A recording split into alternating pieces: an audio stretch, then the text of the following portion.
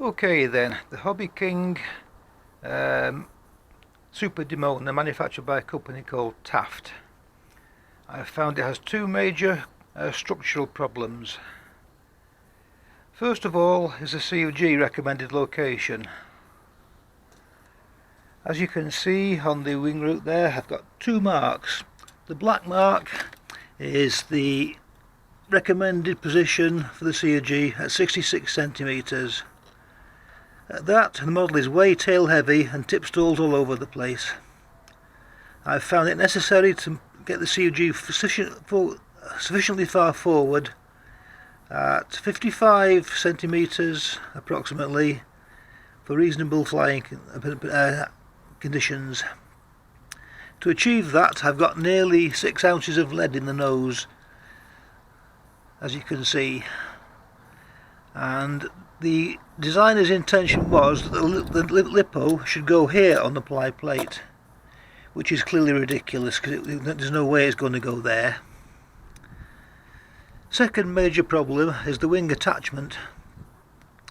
Originally it's 4 little tiny screws which go through little holes in the wing and into little nylon sockets on the underside of the fuselage.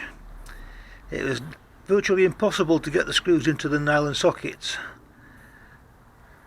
As a result, they didn't have any grip on anything at all. So I have modified that. I've used ordinary wing bolts and blind nuts, as you can see here. 2 at the back and 2 at the front under the lipo. You can just about see that one there. Now, with the wing missing, with the wing removed, the fuselage is very floppy,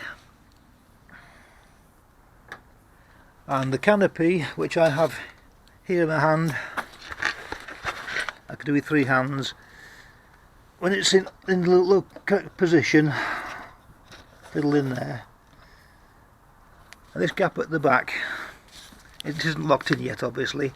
This gap at the back here, under any aerodynamic kind of loading, it pops out because the tail comes down and the nose doesn't. I don't know if you can see it flexing as I put a bit of pressure on the tailplane, and that's with the wing fitted. So you can imagine what it'd be like under G loading in the air, which is what happened to me.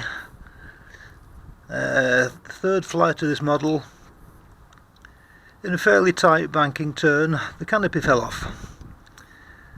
By sheer luck, I found it 3 days later in a field of 7-foot tall reeds and rubbish and weeds and stuff.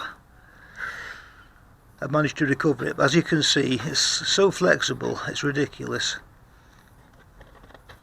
What it needs is where this carbon tube here stops. That goes down the tail. That should continue across here through this bulkhead and up onto the firewall to give the fuselage some strength. Anyway,